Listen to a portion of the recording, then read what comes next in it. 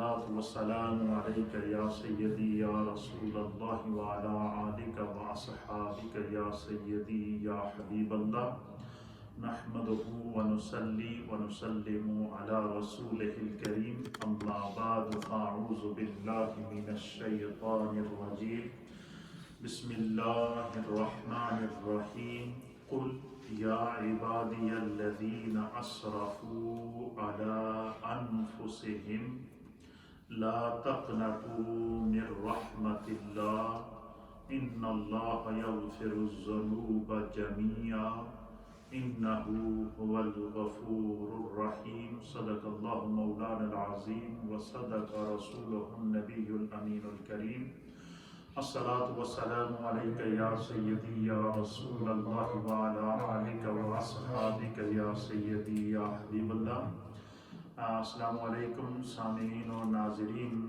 New مدینہ مسجد Bolton سے ہمارا ہفتہ وار مجلس ذکر و دعا اور درس و تدریس کا یہ پروگرام جاری و ساری ہے، اور اسی پروگرام کے دوران کسی بھی قسم کی جتنی بھی برگزیدہ شخصیات آتی ہیں، انبیاء کرام کی صورت میں، صحابہ کرام کی صورت میں، اہل بیت اطہار کی صورت میں، اولیاء کاملین کی صورت میں، جو ان کے جو ایام ساتھ ساتھ آتے ہیں، تو ہم ان کو بھی اس مجلس کو ایصال ثواب کرتے ہیں. اہل محلہ کے اندر گھروں میں کسی بھی بزرگ کا، ماں کا، بہن کا، بزرگ کا، نوجوان کا، اور ان کی طرف سے کوئی بھی ختم شریف ہو یا کوئی بھی محفل ہو یا کوئی بھی دعا ہو، تو ان دعاؤں کو بھی ہم اس میں شامل کرتے ہیں. ایک علمی، فکری اور روحانی مجلس ہوتی ہے، اور اللہ تعالیٰ کی بارگاہ میں دعا ہے کہ اللہ تعالیٰ ہمیں دین حق پر قائم رہنے کی توفیق عطا فرمائے. یہ بڑا بابرکت مہینہ ہے، شعبان المعظم کا مہینہ ہمارے درمیان ہے. یہ اجتماعی توبہ کا مہینہ ہے، رجوع اللہ کا مہینہ ہے. اپنے آپ کو ذہنی اور فکری طور پر تیار کر کے رمضان کے لیے اپنے آپ کو تیار کرنے کا مہینہ ہے. جس طرح کوئی بھی چیز ہو، اس سے پہلے کوئی اہم معاملہ ہو تو اس سے پہلے باقاعدہ اس کی ریہرسل کی جاتی ہے. تو رمضان کا مہینہ چونکہ اللہ کی رحمتوں کا مہینہ، مغفرتوں کا مہینہ، جہنم سے آزادی کا مہینہ، اور اس شعبان کے مہینے میں چونکہ رسول اللہ صلی اللہ تعالیٰ علیہ وآلہ وسلم نے اس مہینے کو الشعبان الشہری کہہ کر کے اپنا مہینہ قرار دیا، تو اس مہینے میں حضور علیہ الصلوۃ والسلام کثرت سے ذکر، کثرت سے دعا، کثرت سے استغفار، کثرت سے تلاوت قرآن اور کثرت سے رمضان المبارک کے بابرکت اور روزے رکھا کرتے تھے. شعبان کے نفلی روزے رکھتے تھے، اور سرکار دو عالم صلی اللہ تعالیٰ علیہ وسلم نے اس کی علت بیان فرمائی کہ رمضان آنے والا ہے اور شعبان میں انسان کی اعمال اللہ کی بارگاہ میں پیش ہوتے ہیں. سرکار دو عالم صلی اللہ علیہ وسلم نے اس مہینے میں خصوصی طور پر عبادات کی ہیں. تو اس مہینے میں اپنی عادتوں کو، اس ذہن کو، فکر کو، خیال کو تیار کرنا ہے. اور جن لوگوں کی دنیا کے اندر زبان اللہ کے ذکر سے تر رہتی ہے، اور جن کی زبانیں تسبیحات اور تحلیلات سے تر رہتی ہیں، اور جو اللہ رب العالمین کی بارگاہ کے اندر دنیا میں اپنی زبانوں کو اللہ کے ذکر سے تر رکھتے ہیں، تو خداوند قدوس کو انسان کی ادا بڑی پسند ہے. قرآن کریم فرقان مجید میں ایک تو اللہ نے فرمایا کہ جو فَاذْكُرُونِي أَذْكُرْكُمْ، کہ تم میرا ذکر کرو، اذکرکم، میں تمہارا ذکر کروں گا. اس کا معنی کیا ہے کہ بندے، تو بندہ ہو کر دنیا میں میرا ذکر کرے گا، میں خدا ہو کر تیرے ذکر کو فرشتوں کے سامنے بلند کروں گا. اور اللہ کے حبیب علیہ الصلوۃ والسلام کی زبان ہر لمحہ خدا کے ذکر سے تر رہتی تھی. اور جو لوگ ذکر الہی کو، استغفار کو، اچھی عادتوں کو، سچائی کو، نیکی کو اور حسنات کو اپنی زندگی کا ایک حصہ بنا لیتے ہیں اور شعار بنا لیتے ہیں، تو اللہ تعالیٰ ان کو دنیا میں ہی عزتیں عطا کرتا ہے، دنیا میں ہی انعامات عطا کرتا ہے. قیامت میں ان کی قبر روشن ہوتی ہے، ان کی قبر، عذاب قبر سے ان کا جسم محفوظ رہتا ہے. پھر ان قرب مصطفیٰ نصیب ہوتا ہے، شفاعت مصطفیٰ نصیب ہوتی ہے۔ اللہ تعالیٰ نے جتنا بندہ دنیا میں زیادہ ذکر کرے گا اتنا خدا کے ہاں عزت پائے گا۔ قرآن حکیم فرقان مجید میں اللہ تعالیٰ نے فرمایا کہ اِنَّ أَكْرَمَكُمْ عِنْدَ اللَّهِ أَتْقَاكُمْ، کہ اللہ کے نزدیک سب سے بہترین عزت والا شخص وہ ہے کہ اتقاکم، جو تم میں سب سے زیادہ متقی ہوگا۔ اب دیکھیں دنیا میں ہمارے ہاں کرائٹیریا بنے ہوئے ہیں، یہ فلاں کلاس کا بندہ ہے، یہ اپر کلاس کا ہے، یہ اس سے اپر کلاس کا ہے، یہ لوور کلاس کا ہے، یہ ڈیفنس میں رہتا ہے، یہ فلاں جگہ رہتا ہے، یہ فلاں ایریے میں رہتا ہے، یہ پوش ایریے میں رہتا ہے، یہ درمیانے ایریے میں رہتا ہے۔ یہ دنیاوی اعتبار سے ہم لوگوں نے کیا کیا ہوا، اپنی تقسیم کی ہوئی ہے، لیکن اللہ کے ہاں بھی ایک کرائٹیریا ہے، اور وہ کرائٹیریا کیا ہے کہ وہاں پر زیادہ دولت والا، یا جس کے پاس زیادہ محل ہیں، یا جس کے پاس زیادہ گاڑیاں ہیں، یا جس نے دنیا میں بڑا اقتدار گزارا ہے، کہ کیا قیامت میں بھی اس کا وہی مقام ہوگا؟ فرمایا نہیں، فرمایا اللہ کے ہاں قیامت کے دن سب سے امیر وہ ہوگا جس نے دنیا میں رہ کر گناہوں سے پرہیز کی ہے۔ اللہ کے ہاں قیامت کے دن سب سے امیر وہ ہوگا جس کا تقویٰ ہوگا۔ اللہ کے نزدیک دنیا میں سب سے زیادہ امیر وہ ہوگا کہ جس نے دنیا کے اندر رہتے ہوئے تقویٰ اور شعار اختیار کیا ہوگا۔ اور اللہ رب العالمین کے نزدیک سب سے امیر وہ ہوگا کہ جس نے نیکی کی زندگی گزاری ہوگی۔ اب وہاں پر کرائٹیریا ختم ہو جاتا ہے، امیر اور غریب کی تمیز ختم ہو جاتی ہے۔ فرمایا ان اکرمکم عند اللہ اتقاکم، کہ اللہ کے نزدیک سب سے زیادہ عزت والا وہ ہوگا جو سب سے زیادہ متقی ہے۔ پھر اللہ تعالیٰ نے قرآن حکیم فرقان مجید میں کہ جن لوگوں نے تقوی کو اپنی زندگی کا شعار بنایا ہے ان کو فار ایگزامپل پیش کر دیا۔ جیسے قرآن حکیم فرقان مجید کے اندر اللہ رب العالمین نے ارشاد فرمایا کہ وَسَيُجَنَّبُهَا الْأَتْقَى الَّذِي يُؤْتِي مَالَهُ يَتَزَكَّىٰ، فرمایا کہ جہنم کی آگ سے دور رکھا جائے گا وہ شخص الَّذِي أَتْقَىٰ، جو سب سے زیادہ متقی ہے، جس کو اللہ نے سب سے زیادہ تقویٰ عطا فرمایا ہے، جو سب سے زیادہ تقوی کی دولت سے مالا مال ہے، وہ جہنم کی آگ سے دور رکھا جائے گا۔ اور علماء اور محدثین نے لکھا کہ اس آیت سے مراد جناب سیدنا امیر المؤمنین خلیفۃ المسلمین افضل البشر بعد الانبیاء بالتحقیق جناب سیدنا ابو بکر صدیق رضی اللہ تعالیٰ عنہ کی ذات ہے، کہ انہوں نے اپنی پوری زندگی تقوی شعاری کے اندر گزاری، نیکی کے اندر گزاری، خیر کے اندر گزاری، تقوی کے اندر گزاری۔ اللہ تعالیٰ نے ان کی زندگی کو کائنات کے لیے ایگزامپل بنا دیا۔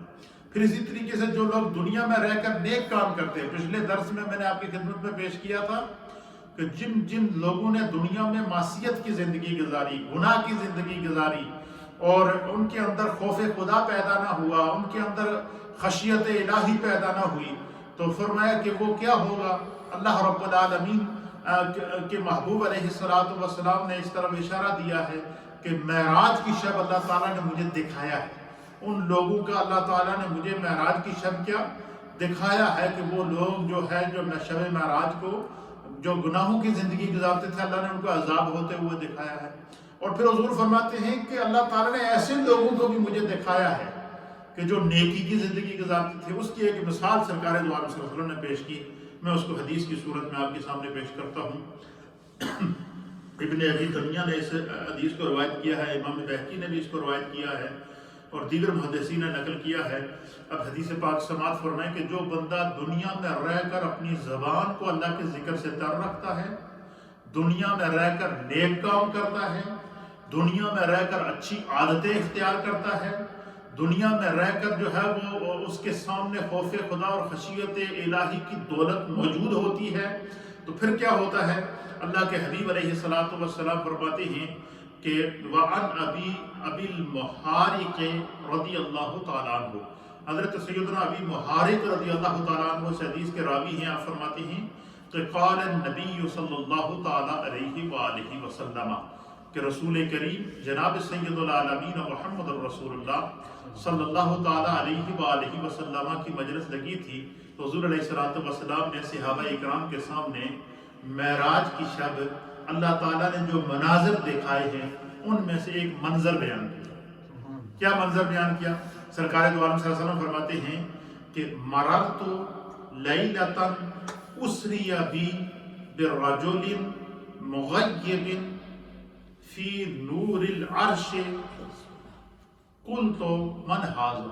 اللہ اکبر۔ حضور فرماتے ہیں کہ شب معراج کو میں جب مسجد اقصیٰ سے آسمانوں کی سیر کو نکلا، پہلے آسمان پر گیا، دوسرے پر گیا، تیسرے پر گیا، چوتھے، پانچویں، چھٹے، ساتویں پر گیا، پھر سدرہ پر گیا، پھر اللہ کے حبیب علیہ السلام فرماتے ہیں کہ پھر کیا ہوا؟ سرکار فرماتے ہیں کہ میں عرش الہی کے نیچے جب پہنچا، میں عرش الہی کے نیچے جب پہنچا تو پھر کیا ہوا؟ سرکار دو عالم صلی اللہ تعالیٰ علیہ وسلم فرماتے ہیں کہ اللہ تعالیٰ جب مجھے عرش الہی کے مناظر دکھا رہا تھا، اب کیا وہ منظر ہوگا، آپ اندازہ لگائیں کہ وہ عرش الہی کہ جس جگہ پہ اللہ رب العالمین خود اپنی شان کے مطابق اپنے انوار کے ساتھ تجلی فرماتا ہے، حضور فرماتے ہیں کہ عرش الہی کے نیچے جب میں پہنچا، سیر کرتا کرتا عرش الہی کے نیچے پہنچا۔ یہ یاد رکھیے گا، یہ جو عرش الہی ہے اس کے نیچے اللہ تعالیٰ نے فرشتوں کے لیے کعبہ بنایا ہے۔ عرش الہی کے نیچے فرشتوں کا کعبہ ہے، جس طرح کہ مسلمانوں کا خانہ کعبہ حرم کے اندر ہے، مکہ کے اندر ہے، اس طرح فرشتوں کا بھی ایک کعبہ ہے جو عرش الہی کے نیچے ہے۔ اور عرش الہی کے نیچے وہ جو فرشتوں کا کعبہ ہے، فرشتوں کا جو قبلہ ہے، اس کو بیت المعمور کہتے ہیں۔ کیا کہتے ہیں؟ فرشتوں کے کعبے کا نام کیا ہے؟ بیت المعمور۔ اور اہل ایمان کا جو قبلہ ہے اس کا نام کیا ہے؟ کعبۃ المکرمہ یا قبلہ مکرمہ، خانہ کعبہ جس کو ہم کہتے ہیں۔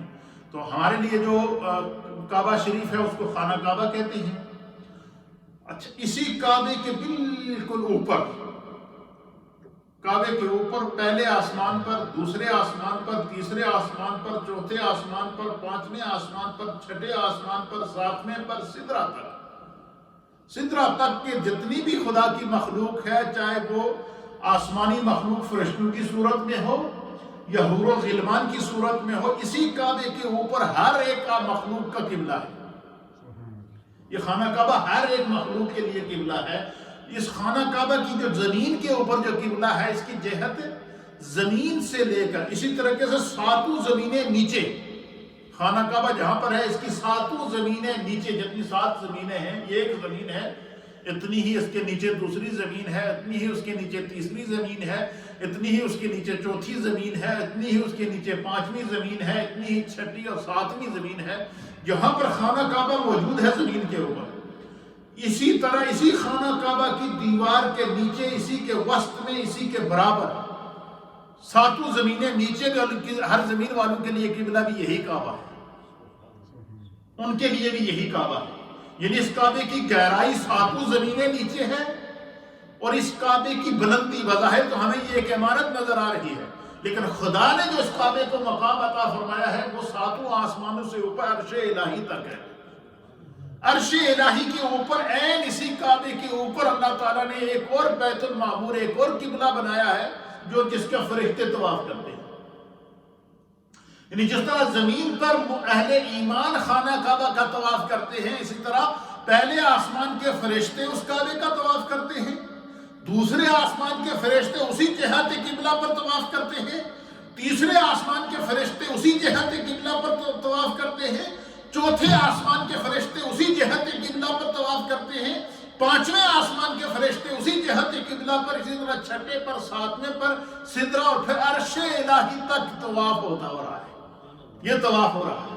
پھر عرش الہی کے نیچے اللہ تعالیٰ نے فرشتوں کا قبلہ بنایا ہے جہاں پر فرشتے اسی طرح طواف کر رہے ہیں، اس کو بیت المعمور کہتے ہیں۔ حضور فرماتے ہیں میں سیر کرتا کرتا کرتا عرش الہی کے نیچے پہنچا، بیت المعمور کو اپنے سامنے دیکھا۔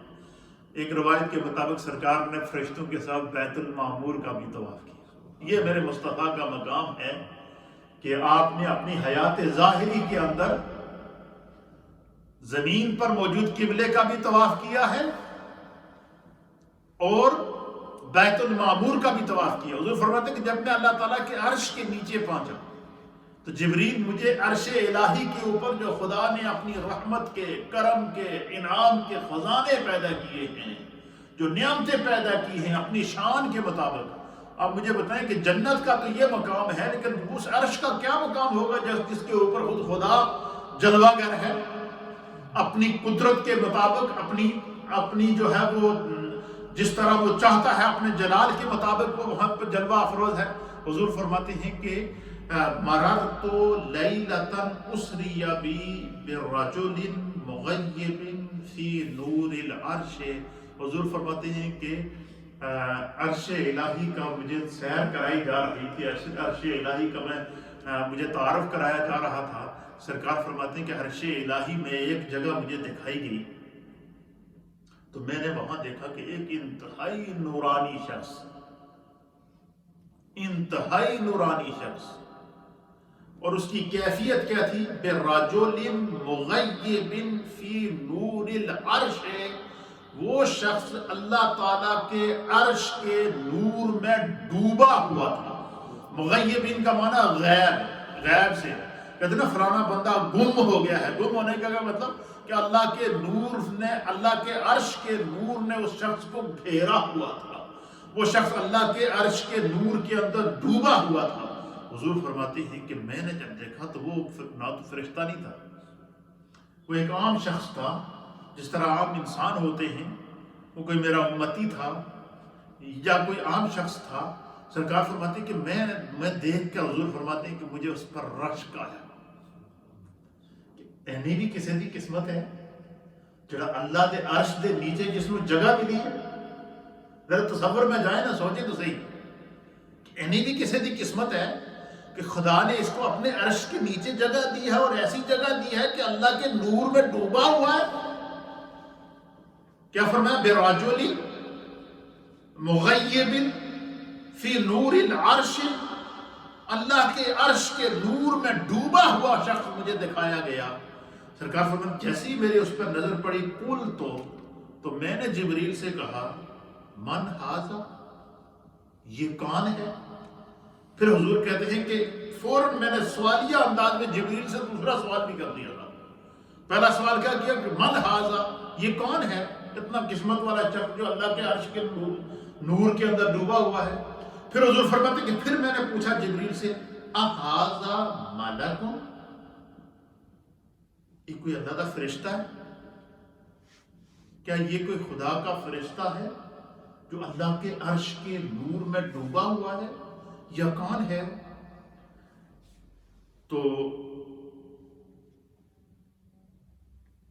حضور فرماتے ہیں کیلا، مجھ سے کہا گیا لا، یا رسول اللہ یہ فرشتہ نہیں ہے۔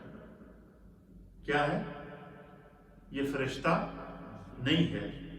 حضور فرماتے جب جبریل نے مجھے کہا نا کہ یہ فرشتہ نہیں ہے، یا عرش پر موجود جو اللہ کی فرشتے موجود تھے، جب اس شخص کو میں نے دیکھا تو میں نے کہا کہ اھذا ملکن، کیا یہ فرشتہ ہے؟ تو مجھے کہا گیا کیلا، مجھے کہا گیا کہ لا، یہ فرشتہ نہیں ہے۔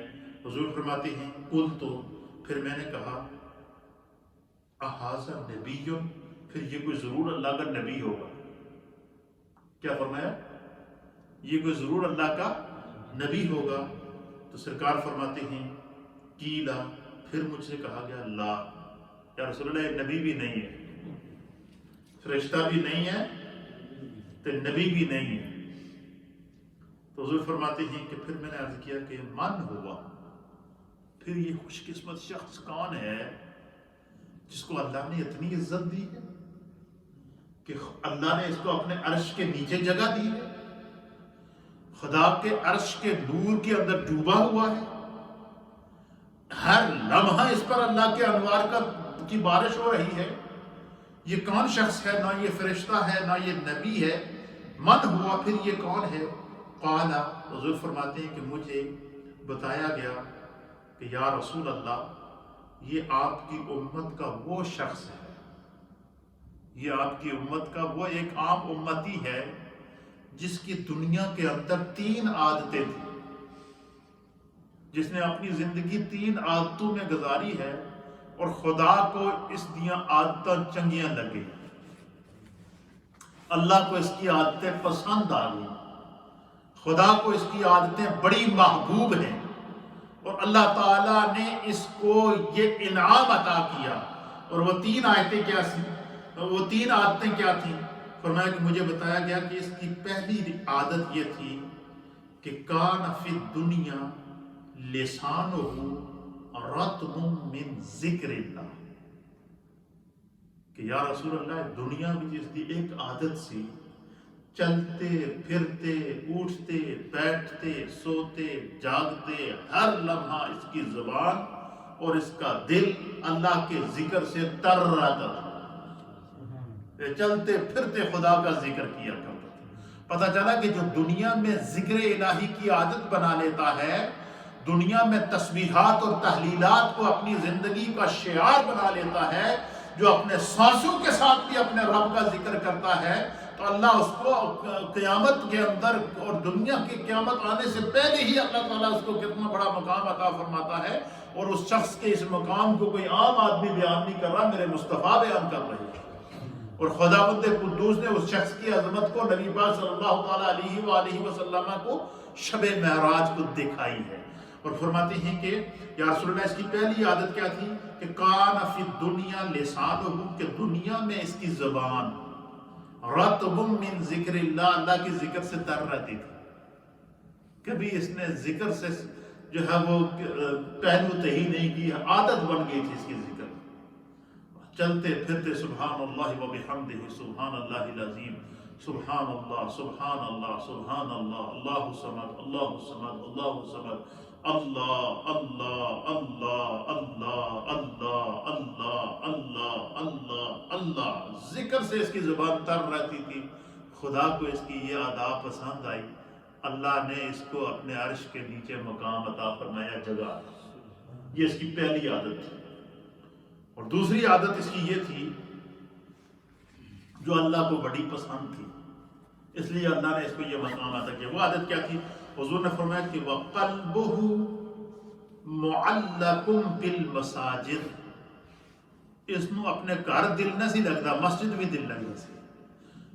قلبہ، اس کا دل معلق، لٹکا ہوا رہتا تھا، بالمساجد، مسجدوں کے اندر، یعنی اس کو مسجد کے ساتھ اتنی محبت تھی کہ جب بھی یہ فارغ ہوتا تھا تو اس کی عادت ہوتی تھی کہ یار میں مسجد میں جاؤں، وہاں بیٹھ کے تلاوت قرآن کروں، وہاں بیٹھ کے ذکر کروں، وہاں بیٹھ کے ایک نماز کا وقت گزر جائے تو دوسری نماز کا انتظار کروں، جب کوئی کام نہیں ہے تو گھر میں بھی بیٹھنا ہی ہے، تو میں کیوں نہ جا کے اللہ کے گھر کو آباد کروں، خدا کے گھر کی صفائی کروں، خدا کے گھر کا خیال رکھوں، اللہ کے گھر کے اندر بیٹھ کے عبادت کروں، اللہ کے گھر میں میری زندگی کے لمحات گزریں۔ حضور فرماتے ہیں کہ مجھے جبریل نے بتایا کہ یہ شخص قلبہ معلق بالمساجد، اس شخص کا دل ہمیشہ مسجدوں میں لٹکیا رہتا سی، اٹکا رہتا تھا، مسجدوں سے محبت کرتا تھا، مسجد سے محبت کرتا تھا، مسجد میں بیٹھتا تھا، مسجد میں عبادت کرتا تھا، مسجد میں آ کر 5 وقت کی نماز پڑھتا تھا، مسجد میں آ کر قرآن کی تلاوت کرتا تھا، مسجد کے اندر آ کر تسبیحات کرتا تھا، مسجد میں بیٹھ کر استغفار کرتا تھا، مسجد میں بیٹھ کر توبہ کرتا تھا، مسجد میں بیٹھ کے خدا کے گھر کے اندر اس کا دل لگا رہتا تھا، اور مسجد سے باہر نکلتا تھا تو اس طرح تڑپتا تھا جس طرح مچھلی کو پانی سے نکال دے تو تڑپنا شروع ہو جاتا، اتنا اس کا دل مسجد میں لگا ہوا تھا۔ تو فرمایا کہ خدا کو اس کی یہ عادت پسند آئی ہے کہ یہ مسجد سے محبت کرتا ہے، اس لیے اللہ نے فرمایا کہ میں اس سے محبت کرتا ہوں، خدا نے اس کو اپنے عرش کے نیچے جگہ عطا فرمائی۔ اور تیسری چیز فرمایا اس کی ایک اور عادت تھی، وہ کیا؟ وَلَمْ يَسْتَسِبَّ الْوَالِدَيْنِ، فرمایا اس شخص کی ایک تیسری عادت ہے کہ اس نے زندگی میں کبھی اپنے والدین کی گستاخی نہیں، زندگی میں کبھی اپنے والدین کے آگے اونچا نہیں بولا، زندگی میں کبھی اس نے اپنے ماں باپ کی نافرمانی نہیں کی، زندگی میں اس نے اپنے والدین کا دل نہیں دکھایا۔ فرمایا یہ ہر لمحہ اپنے ماں باپ کی خدمت میں لگا رہتا تھا، اور اس کی یہ خواہش ہوتی تھی کہ میرے رب نے ان کا سایہ میرے سر پر رکھا ہے، تو یہ ہر لمحہ اپنے رب کی عبادت کرتا تھا، ریاضت کرتا تھا، ماں باپ کے ساتھ اس کا دل لگا ہوتا تھا، کبھی اس نے اپنے ماں باپ کو نہ برا بھلا کہا، نہ ان کو گالم گلوچ کیا، نہ ان کے سامنے اونچی آواز سے بولا، نہ ان کے سامنے اف تک کہی، ہر لمحہ اس کی یہ عادت ہوتی تھی کہ میں اپنے ماں باپ کی خدمت کرتا رہوں، اپنے ماں باپ کا دل نہ دکھاؤں۔ اپنے ماں باپ کی ہر بات کو مانو، ان کی فرما برداری کرو۔ اس میں ہمارے لیے نوجوان وہ نسل، بچوں اور بچیاں جو اس وقت ریڈیو کے ذریعے مجھے سن رہی ہیں، جو اس وقت سوشل میڈیا کے ذریعے مجھے دیکھ رہی ہیں، یوٹیوب کے ذریعے دیکھ رہے ہیں، فیس بک کے ذریعے دیکھ رہے ہیں، ٹویٹر کے ذریعے دیکھ رہے ہیں، انسٹاگرام کے ذریعے دیکھ رہے ہیں، اور دیگر جو ہمارے سوشل میڈیا کے نیٹ ورک ہیں، جو نوجوان اور بچے اور بچیاں مجھے دیکھ رہی ہیں، میری ان کی خدمت میں گزارش ہے کہ دیکھیں، جو شخص دنیا میں اپنے ماں باپ کی عزت کرتا ہے، خدا بند قدوس اس کو دنیا میں بھی عزت دیتا ہے، اور دنیا میں عزت کیسے دیتا ہے کہ اس کی ان خدمات کا صلہ اللہ اس کو دنیا میں ہی دے دیتا ہے۔ پہلا صلہ یہ دیتا ہے کہ وہ دنیا میں جو شخص اپنے ماں باپ کا فرما بردار ہوگا، جس نے اپنے ماں باپ کا خیال رکھا، جس نے اپنے ماں باپ کا دل نہیں دکھایا، جس نے اپنے ماں باپ کی ہر بات کو مانا، جس نے اپنے ماں باپ کی بات سے دوسری بات نہیں کی، ہر وہ نیک کام جو اس کے والدین اس کے لیے بہتر سمجھتے تھے، اس کو اگر مشورہ دیا تو اس نے ایک سے دوسری بات نہیں کی، ماں باپ کی بات پر لبیک کہا، تو اللہ کے حبیب علیہ السلام کی حدیث کی ایک مفہوم یہ ہے کہ جو دنیا میں اپنے ماں باپ کا عزت کرتا ہے، خدا اس کو دنیا میں ہی دکھا دیتا ہے کہ آگے اس کی اولاد اس کی عزت کرتی ہے۔ پہلا انعام دنیا میں کیا ملتا ہے کہ اس کی اولاد اس کی عزت کرتی ہے، اور دوسرا انعام کیا ملتا ہے؟ فرمایا دنیا میں کوئی اس کے لیے دعا کرنے والا ہو نہ ہو، اللہ تعالیٰ اس کے درجے اتنے بلند کر دیتا ہے، اتنے بلند کر دیتا ہے کہ خدا اس کو اپنے عرش کے نیچے جگہ عطا فرماتا ہے، جس طرح کہ اللہ تعالیٰ نے نبی اکرم صلی اللہ تعالیٰ علیہ وآلہ وسلم کو شب معراج کو یہ منظر دکھایا۔ تو یہ دیکھیں کتنا بڑا انعام ہے، یہ ذرا غور کریں۔ اللہ نے ہمیں عقل بھی دی ہے، سوچ بھی دی ہے، سمجھنے کی صلاحیت بھی دی ہے، اور یہ بابرکت مہینہ ہے، یہ رجوع اللہ کا مہینہ ہے، اجتماعی توبہ کا مہینہ ہے۔ آؤ مل کر اجتماعی توبہ کریں، تاکہ جب ہم رمضان میں داخل ہوں تو ہم گناہوں سے پاک ہوں، نافرمانیوں سے پاک ہوں، معصیت سے پاک ہوں، ہمارا فکر، خیال، تصور، تخیل، ہر چیز اللہ تعالیٰ کی بارگاہ میں بالکل جو ہے وہ کیا ہو، جو ہے وہ اس خوبصورت انداز سے پیش ہو کہ جو ہے وہ رب جب بندہ قبر میں جائے تو پہلے سے اس کے لیے فیصلہ ہو کہ یہ تو وہ بندہ ہے کہ جس کی زبان اللہ کے ذکر سے تر رہی، یہ وہ بندہ ہے کہ جس کی پیشانی نمازوں کے 5 وقت کی نمازوں کے سجدوں سے جو ہے وہ منور رہی، یہ تو وہ بندہ ہے کہ جس کے قیام کے اندر اللہ تعالیٰ کی عبادت شامل ہے، یہ وہ بندہ ہے جس کے رکوع کے اندر اللہ کی عبادت شامل ہے، یہ وہ بندہ ہے کہ جس کی زبان اللہ کے ذکر سے ہمیشہ تر رہی ہے۔ تو میرے دوستوں، میرے بزرگوں، میری مائیں، میری بہنیں، میرے نوجوان جو مجھے اس وقت سن رہے ہیں، دیکھیں ہم بڑے مشکل دور سے گزر رہے ہیں، آزمائشوں کا دور ہے، نفسا نفسی کا عالم ہے، کورونا وائرس کی وبا نے انسانیت کو اس طرح نگل لیا ہے جیسے کہ قیامت کا منظر ہے، اس کے باوجود ہمارے دل سخت ہیں، ہم نے اپنے دلوں کو نرم کرنا ہے، اور یہ دلوں کی نرمی کا مہینہ ہے۔ ہم نے سچی توبہ کرنی ہے، یہ توبہ کا مہینہ ہے۔ ہم نے سچی استغفار کرنی ہے، یہ استغفار کا مہینہ ہے۔ ہم نے توبۃ نصوحہ کرنی ہے، یہ توبۃ نصوحہ کا مہینہ ہے۔ ہم نے اپنے رب کو راضی کرنا ہے، یہ اس کو راضی کرنے کا مہینہ ہے۔ اسی مہینے میں اللہ کی رحمت ہمیں صدا دے گی، ندا دے گی، بلائے گی۔ ہے کوئی مانگنے والا کہ جس کو عطا کیا جائے؟ ہے کوئی توبہ کرنے والا کہ جس کی توبہ کو قبول کیا جائے؟ ہے کوئی استغفار کرنے والا کہ جس کی استغفار کو قبول کیا جائے؟ ہے کوئی اللہ کی اس سے اپنے گناہوں کی معافی مانگنے والا کہ اس کو معاف کیا جائے؟ حتیٰ کہ یہاں تک نبی پاک صلی اللہ تعالیٰ علیہ وآلہ وسلم نے فرمایا کہ بنی کلب کی بکریوں کے بالوں کے برابر بھی اگر کسی کے گناہ ہوں گے تو اللہ تعالیٰ اس مہینے میں معاف کر دے گا۔ کیوں؟ آگے رمضان آ رہا ہے۔ تو اس لیے اپنی عادتوں کو ہم نے کیا کرنا ہے؟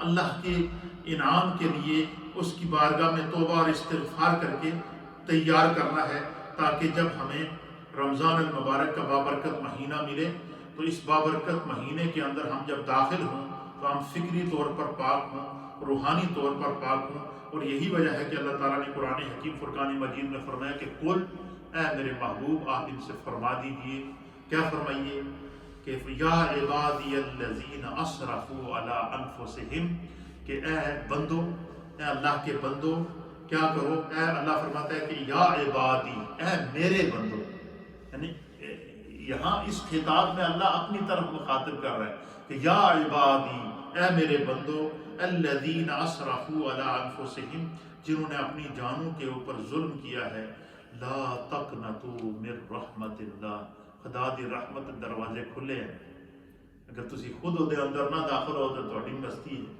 تہاڈی سستی ہے۔ ایک طرف جہنم دے دروازے ہیں، ایک طرف جنت کے دروازے ہیں، ایک طرف رحمت برس رہی ہے، ایک طرف آگ ہے۔ تو فرمایا کہ اپنے رب کی طرف اس طرح رجوع کرو کہ اللہ تعالیٰ کی رحمت جو ہے وہ جب بندہ سچے دل سے، فرمایا اللہ کی رحمت کی طرف جب تم کیا کرو گے، رجوع کرو گے، تو فرمایا کہ خدا تمہارے گناہوں کو نہیں دیکھے گا۔ کیا فرمائے گا؟ لا تقنطوا من رحمت اللہ، اللہ دی رحمت کو مایوس نہ ہو، وہ تھوڑے دامن نو بھر دے گا، اپنی رحمت دے نال بھر دے گا، اپنی بخشش سے بھر دے گا، اپنی عطا سے بھر دے گا، توبہ کی قبولیت سے بھر دے گا، میرے مصطفیٰ کے قرب کے ساتھ جو ہے وہ انعام عطا کرے گا، میرے مصطفیٰ کی شفاعت کے ساتھ انعام عطا فرمائے گا۔ اور دنیا میں جس نے خدا کا ذکر کیا ہے اور قیامت کی ہولناکی میں اللہ اس کا ذکر کر کے کہے گا کہ یہ میرا بندہ ہے، یا عبادی الذین اسرفوا، اے میرے بندو جنہوں نے اپنی جانوں پر دنیا میں ظلم کیا تھا، فرمایا لا تقنطوا من رحمت اللہ، اللہ کی رحمت سے مایوس نہ ہونا، ان اللہ یغفر الذنوب جمیعا، اگر تم سچے دل سے توبہ کرو۔ یہ شعبان ہے، آؤ مل کر توبہ کریں، یہ ہمارا ٹاپک ہے، یہ ہماری سیریل چل رہی ہے شعبان کے مہینے کے اندر پروگراموں کی، کہ آؤ مل کر توبہ کریں۔ اور کیسے توبہ کریں؟ اللہ فرماتا ہے ان اللہ یغفر الذنوب جمیعا، جڑا خدا دے بارگاہ میں سچے دل نال توبہ کرتا ہے، جو خدا کی بارگاہ میں سچے دل سے استغفار کرتا ہے، جو خدا کی بارگاہ میں سچے دل سے اپنے گناہوں کی معافی مانگتا ہے، جو خدا کی بارگاہ میں سچے دل سے اپنے رب کی طرف متوجہ ہوتا ہے، تو کیا ہوتا ہے کہ ان اللہ یغفر الذنوب جمیعا، بے شک کہ وہ اللہ تعالیٰ اس کے سارے گناہوں کو معاف کر دے گا۔ خدا اس کے سارے گناہوں کو معاف کر، اللہ کی طرف سے یہ اعلان ہے کہ میں اس کے سارے گناہوں کو معاف کر دوں گا۔ شرط کیا ہے؟ کہ تم اپنے رب کی طرف لوٹ آؤ، ارجعی الی ربک، اپنے رب کی طرف لوٹ آؤ، گناہوں کو چھوڑ دو، معصیت کو چھوڑ دو، نافرمانی کو چھوڑ دو، عریانی کو چھوڑ دو، فحاشی کو چھوڑ دو، ظلم کو چھوڑ دو، اور یہ جتنے گناہ کرتے ہو، فرمایا اس سے کسی اور کو کوئی نہیں ہے، یہ تم اپنی جانوں پر ظلم کرتے ہو، اپنے آپ کو ہلاکت میں ڈال رہے ہو۔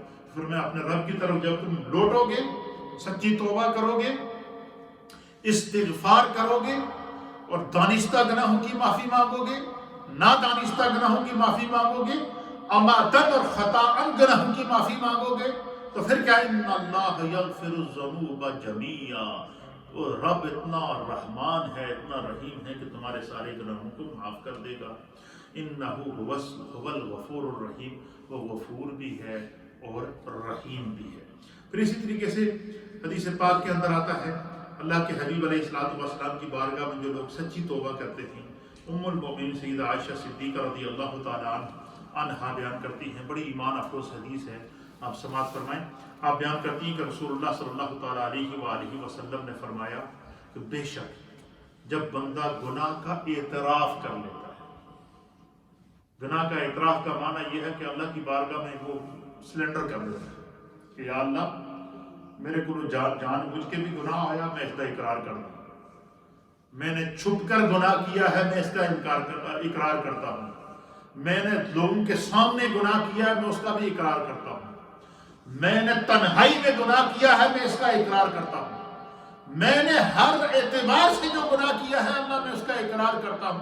فرمایا نبی پاک صلی اللہ علیہ وسلم فرمایا کہ جب بندہ اپنے گناہ پر شرمندہ ہو جائے، کیا آؤ مل کر توبہ کریں، اس کا مفہوم کیا ہے کہ جب بندہ اپنے گناہ پر شرمندہ ہو جائے تو کیا کرے؟ اپنے گناہ کا اللہ کی بارگاہ میں اعتراف کر لیتا ہے، تو پھر توبہ کرتا ہے۔ جب کسی کو ندامت ہو، شرمندگی ہو اپنے گناہ پر، تو پھر وہ توبہ کرتا ہے۔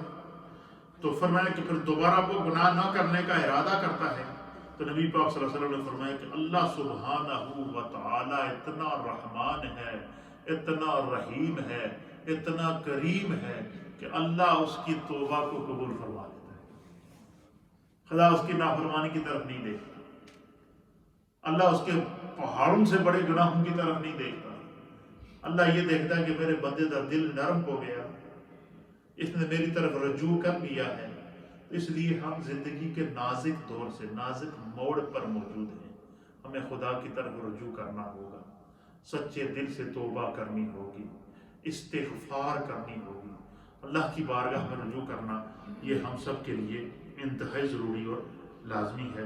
پھر دوسری حدیث کے اندر نبی اکرم صلی اللہ علیہ وسلم, حضرت سیدنا امیر المؤمنین خلیفۃ المسلمین افضل البشر بعد الانبیاء بالتحقیق جناب سیدنا ابو بکر صدیق رضی اللہ تعالیٰ عنہ بیان کرتے ہیں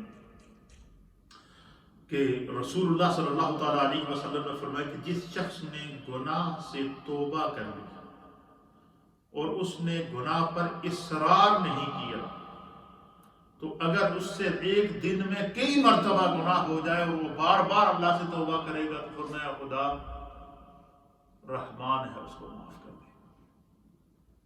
اللہ کی طرف رجوع کا یہ بابرکت مہینہ ہے. خدا ہمیں دین کو سمجھنے کی توفیق عطا فرمائے. اللہ ہمارے دلوں کو نرم کرے. ہم لوگ سخت ہو چکے. اس کرونا وائرس کی وبا سے بھی ہم نے کچھ نہیں سیکھا. اپنے سامنے اپنے پیاروں کی لاشیں اٹھاتے ہوئے بھی ہم کچھ نہ سیکھ سکے. اس حد تک کہ کئی ایسے وقت آئے کہ ہم اپنے پیاروں کا چہرہ بھی نہیں دیکھ سکے. ایسی آزمائش آ گئی. لیکن ہمارے دل نرم نہیں ہوئے. تو ہمارے دل کب نرم ہوں گے؟ ہم کیوں سختی کی طرف جا رہے ہیں؟ اس لیے میرے دوستوں, میرے بزرگوں, میری مائیں, میری بہنیں, میرے بزرگ جو مجھے دیکھ رہے ہیں, سن رہے ہیں, ہم سب کو اپنی زندگی کو ری وزٹ کرنا ہوگا. اپنی لائف اسٹریٹجی چینج کرنی ہوگی. ہم نے گناہ کی زندگی چھوڑنی ہوگی, نیکی کی طرف آنا ہوگا. جھوٹ کو چھوڑ کر سچائی کی طرف آنا ہوگا. اور جب ہمارے اندر یہ شعور پیدا ہو جائے گا نا, پھر آپ دیکھیے گا کہ ہمارے گھر کا نظام کیسے چینج ہوتا ہے. آج ہمارے پاس فون آتے ہیں, میسیجز آتے ہیں, بزرگوں کی جانب سے, نوجوانوں کی جانب سے, ماؤں اور بہنوں کی جانب سے. ہر گھر میں پریشانی ہے. کوئی گھریلو پریشانیاں ہیں, کوئی مشکلات ہیں. ہر طرح کا انسان مختلف قسم کی مشکلات کے اندر گھرا ہوا ہے. اس کی وجہ کیا ہے؟ کہ جب دل سخت ہو جائے, انسان اللہ کی یاد سے غافل ہو جائے, احکام پر پابندی نہ کرے, فرائض کی پابندی نہ کرے, واجبات کی پابندی نہ کرے, سنن کی پابندی نہ کرے, وہ اس زندگی کو نارملی زندگی گزارے. مجھے بتائیں پھر انسان اور جانور میں کیا فرق ہے؟ جانور بھی تو زندگی گزارتے ہیں, وہ بھی اپنی مرضی کی زندگی گزارتے ہیں. انسان اور جانور میں فرق کیا ہے؟ انسان کو اشرف المخلوقات کیوں بنایا ہے کہ جب اسے احساس ہو جاتا ہے تو سلنڈر کر دیتا ہے. تو اتنی لاشیں اٹھانے کے بعد, اتنی آزمائشوں سے گزرنے کے بعد, اتنی مشکل دور سے گزرنے کے بعد کہ ہمارے لیے حرم کے دروازے بند ہیں, ہم حج نہیں کر سکتے, عمرہ نہیں کر سکتے, اتنی مشکلات کے بعد بھی اگر ہمارے دل نرم نہیں ہوئے تو پھر ہمارے دل کب نرم ہوں گے؟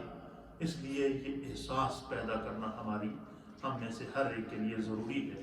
خدا ہمیں دین کو سمجھنے کی توفیق عطا فرمائے. یہ جو ہماری ہفتہ وار مجلس ہوتی ہے, یہ فکری مجلس ہوتی ہے, اور اس میں ہماری کوشش ہوتی ہے کہ نبی پاک کی 2 یا 3 یا 4 احادیث اور آپ کی سیرت اور آپ کے عمل کو ہم بیان کر کے اللہ کی طرف رجوع کریں.